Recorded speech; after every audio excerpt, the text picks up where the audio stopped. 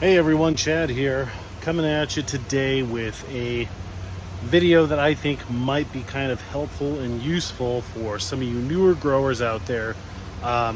Today we're going to talk about what you should look for and do on a daily basis, more for just maintenance and what you're looking for.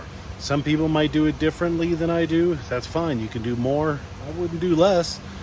So stay tuned. Let's talk about it. This video may be for my wife just as much as it is for everybody else, because when I come out here every day, twice a day, and I spend a good bit of time out here, I'm sure she's wondering what the heck I'm doing. Sweetheart, this is what I'm doing. And if you're not my sweetheart and you're just a observer of all things pumpkin, go ahead and hit that subscribe button, and maybe you can get some benefit out of these videos like I do. All right, so let's start with the obvious. If you got pumpkins growing, what you want to do on a daily basis is check your pumpkins. It's easy, well, relatively. Problems can be fixed. Let's start with there. Problems can be fixed if you spot them early. If you're late or if something's already happened, it's too late. You can't fix it. So every day we're checking the blossom in, making sure there's no splits, making sure there's just nothing weird going on there. You can see this guy is cracking a little bit. That's fine. I should probably cover this up a little bit more so the sun stays off of that. And then you're going to come forward and you're going to check your stem. Make sure nothing is looking funky with your stem. If you have cracks in it or anything like that, just make sure that it's all good in the hood. We've talked about this in the past with that hole there, that crack, and we're treating it appropriately with the fan and the Daconol. So you're just making sure that you're being aware of your fruit and what's going on with it. When I look at my fruit, I'm also looking in the sand and on the grow area in general for mouse droppings. Mice love to crawl in, under, and on your pumpkins, and they will chew on them, eat them, and just in general be not good for your pumpkin. So you want to stay ahead of that. You can be proactive, put down traps. I use snap traps and sticky traps to keep them under control. It's almost 100% assured that you will have some sort of rodent pressure in your pumpkin patch. Past that, past the fruit, I'm looking at the plant. I'm looking at the vine tips. Do I see any stragglers like I pulled? You could see over there, and there's a vine right here. I actually missed a tertiary vine in that plant over there, and I was just poking up out of the middle, so I got that out of there. But because you don't want just random growth happening inside of your plant, you want to keep the growth confined to what you want to grow. You don't want a bunch of flyaways.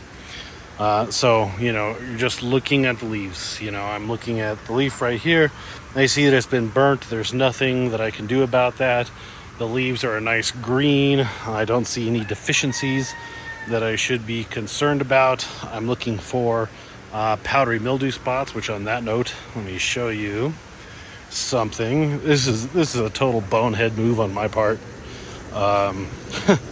So I actually just got done watering in some Eagle 20 and spraying some Mammoth Cannon Control, because I saw these little guys today. Like, these are little spots of just powdery mildew starting.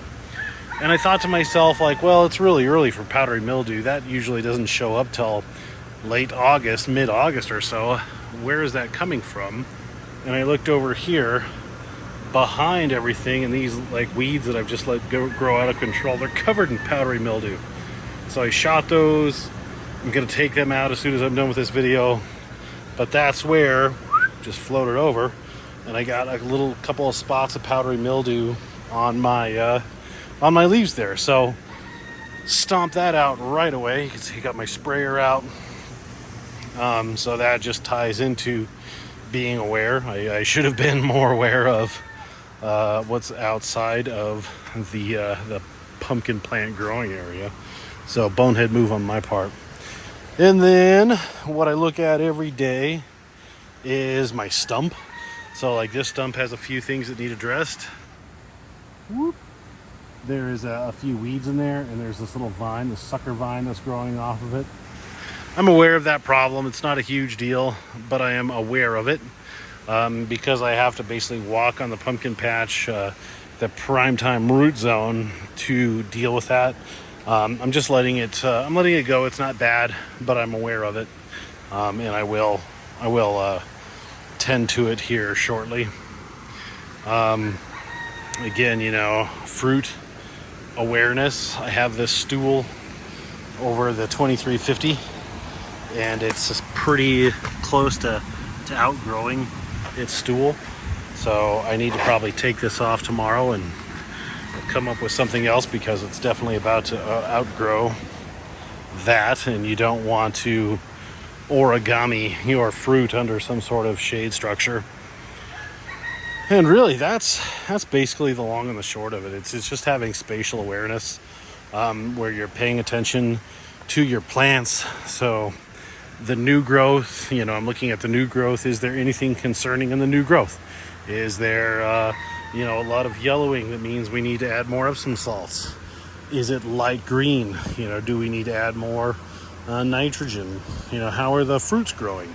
Do they need attention as far as vine stress? This stump, it looks really good. My plants as a whole, personally, I haven't trimmed off any of the leaves. These are leaf number 1 and 2 and 3 and 4 and 5 right here, and they look really good.